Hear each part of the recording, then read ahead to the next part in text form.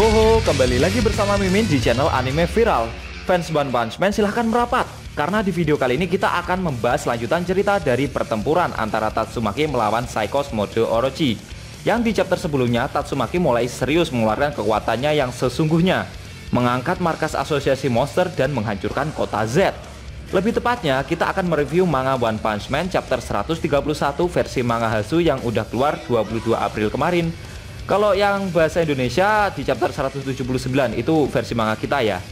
Oh ya, mulai video ini review manga One Punch Man bakal berkiblat di manga Hasu atau mangaku. Karena menurut Mimin update-nya termasuk yang paling cepat dibandingkan website manga Indo pada umumnya. Otomatis chapternya juga menyesuaikan ya. Kayak chapter sekarang ini harusnya versi manga kita chapter 179 menjadi 131 versi manga Hasu. 180 versi manga kita menjadi 132 versi manga Hasu dan seterusnya.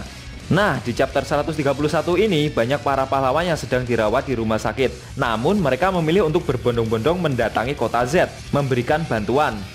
Buat kamu yang belum tahu review chapter sebelumnya, bisa tonton dulu video review manga One Punch Man chapter 178 kita, atau klik link di pojok kanan atas video ini ya.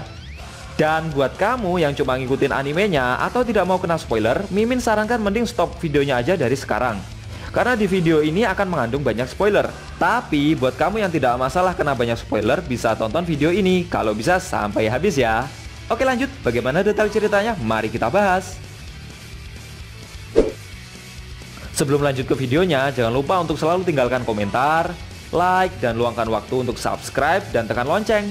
Karena subscribe itu gratis ya guys, supaya kalian bisa selalu dapat update video terbaru dari kami dan biar kita juga makin semangat bikin konten berikutnya, oke? Pada scene pertama, kita ditunjukkan suatu gedung rumah sakit, tempat di mana para hero dan peserta turnamen bela diri dirawat akibat insiden penyerangan para monster beberapa waktu lalu.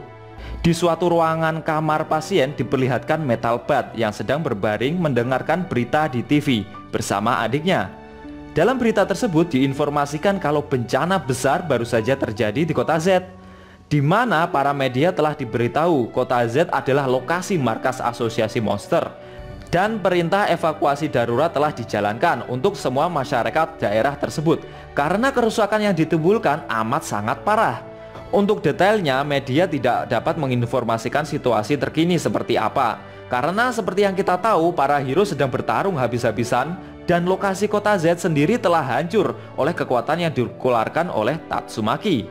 Mendengar berita tersebut, Metal Bat secara perlahan melemparkan tasnya yang berisi pakaian bertarung dan alat pemukulnya keluar jendela rumah sakit. Lalu dia izin ke adiknya dan bilang kalau mau ke toilet sebentar. Ternyata Metal Bat berniat menyusul para pahlawan kelas S untuk bertarung di kota Z.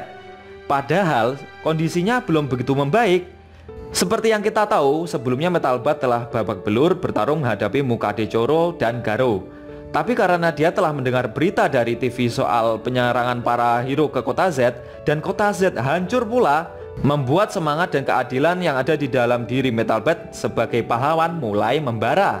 Tidak cuma Metal Bat aja, di sisi lain ada Mumen Rider yang melakukan hal serupa. Tapi kali ini dia pergi dari kamarnya dan meninggalkan secari kertas kepada suster yang merawatnya. Kertas tersebut berisi ucapan terima kasih dan menyerahkan kasurnya untuk dipakai orang lain. Wah, mulia sekali nih sifat pahlawan satu ini. Bener gak? Kita lanjut ya. Singkat cerita, Mumen Rider segera bergegas mengambil sepedanya. Tiba-tiba datanglah Tank Top Master menghampiri Mumen Rider dan bertanya, apakah dia juga akan berangkat ke kota Z? Si Mumen Rider menjawab, aku mungkin tidak bisa mengalahkan para monster dan tidak banyak membantu, tapi pasti ada banyak orang di kota Z yang sedang menunggu bantuan untuk diselamatkan.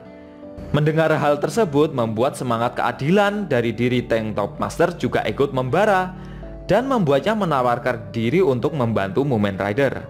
Walaupun sebenarnya keadaan dari Mumen Rider dan Tank Top Master sendiri masih belum begitu pulih sepenuhnya. Dengan penuh semangat, Mumen Rider mengayuh sepedanya sambil membonceng Tank Top Master menuju kota Z. Kok agak lucu ya? Tank Top Master dengan badannya yang begitu besar malah dibonceng sama Mumen Rider yang badannya yang lebih kecil. Bukannya kebalik ya? Bener gak? Tapi nggak masalah lah, mumpung mereka berdua juga lagi bersemangat. Jadi give a plus aja lah buat mereka berdua. Di sisi lain, di suatu ruangan ICU, para anggota Tank Toppers berkumpul. Mereka membicarakan sebuah lubang yang cukup besar pada tembok ruang ICU. Tapi tembok tersebut sudah ditutup. Maksudnya lubangnya ya. Sepertinya lubang itu dibuat oleh Tank Top Master untuk keluar dari rumah sakit. Itu pendapat Mimin sih, mungkin aja. Nah, salah satu Tank Top, yaitu Tank Top Rockability, memprovokasi Tank Top lainnya untuk bersemangat. Di ruangan itu rame sekali. Sampai-sampai salah satu perawat marah dan menyuruh para kerumunan Tank Top itu untuk diam. Secara tiba-tiba datanglah Tank Top Girl mendorong para Tank Top lainnya keluar ruangan.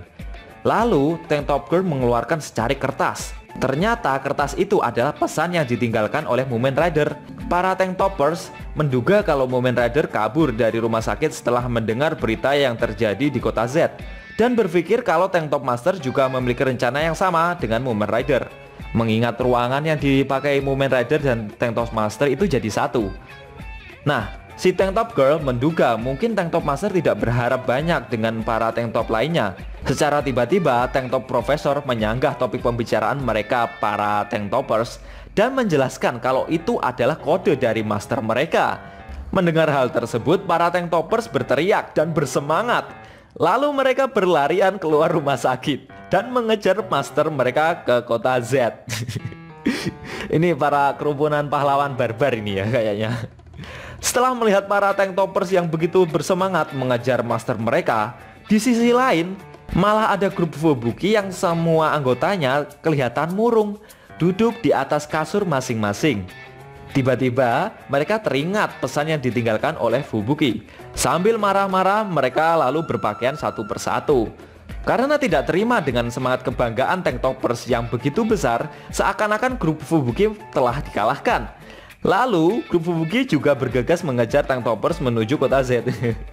Ini pasukan barbar kedua nih kayaknya. Melihat itu semua membuat para pahlawan kelas A seperti Snake, Heavy Kong, dan Max terkejut dan ikut-ikutan keluar rumah sakit menuju kota Z juga.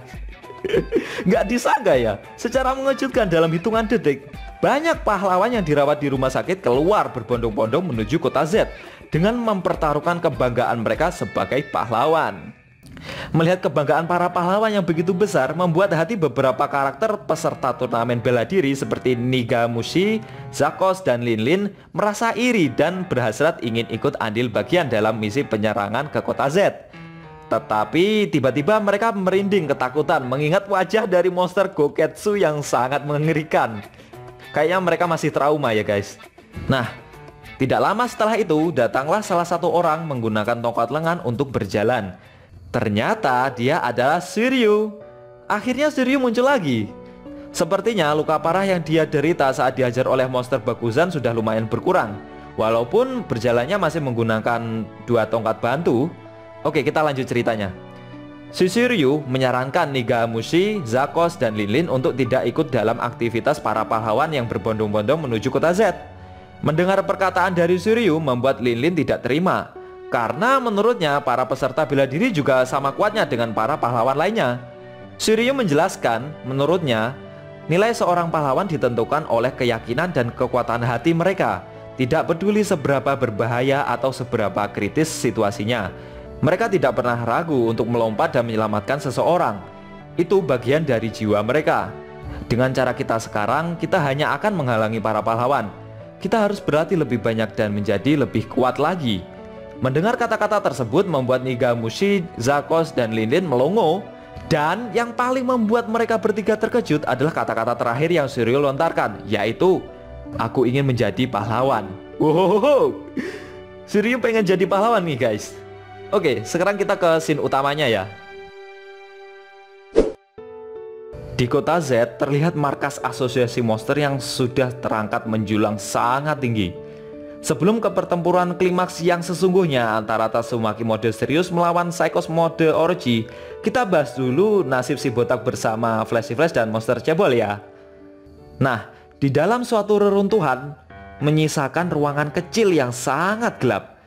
Di situ ada Saitama dan monster cebol yang berhasil selamat dari kekuatan telekinesis milik Tatsumaki beberapa saat lalu. Si botak meraba-raba dinding yang runtuh sambil mengeluh karena dia tidak bisa melihat apa-apa. Tapi sebaliknya, si monster cebol tetap bisa melihat walaupun dalam keadaan gelap sekalipun.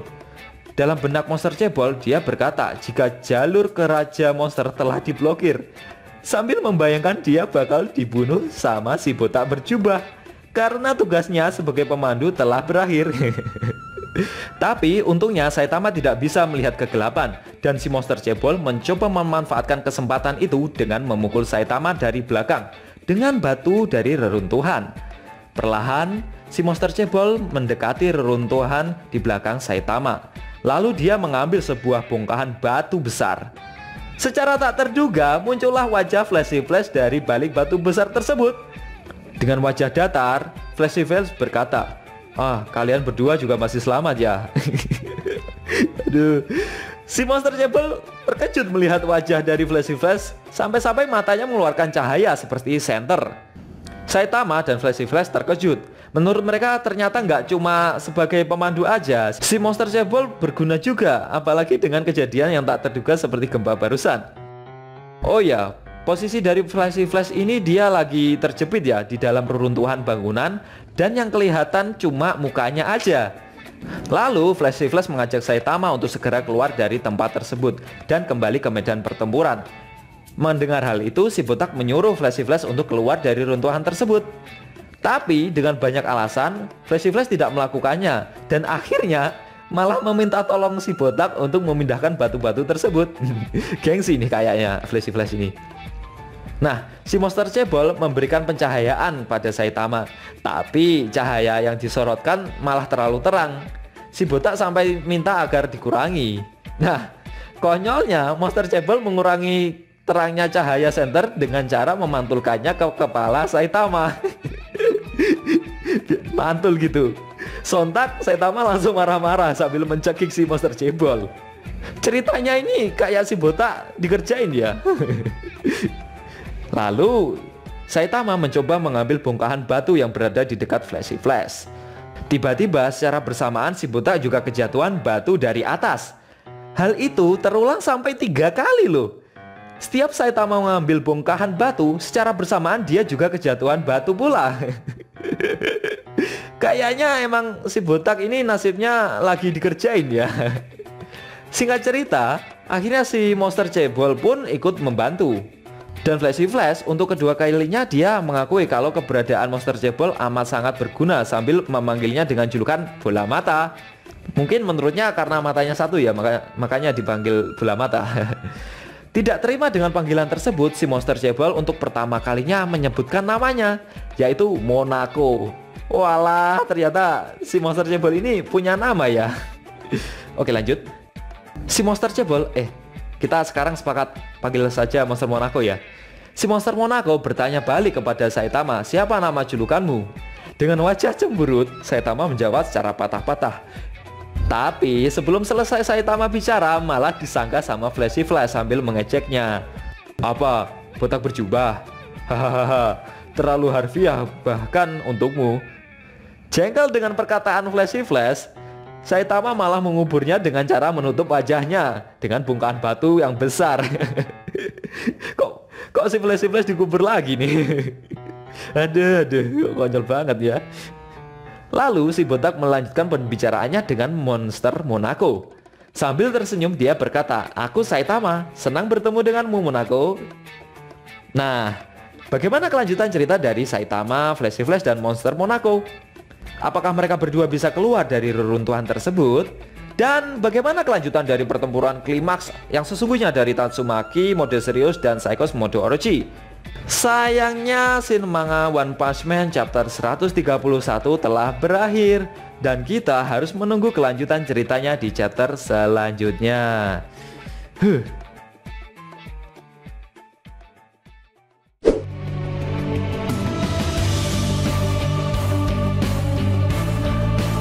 Oke guys, itu tadi review manga One Punch Man chapter 131 yang ending scene-nya memperlihatkan Saitama bersama Flashy Flash dan monster Monaco mencoba keluar dari reruntuhan.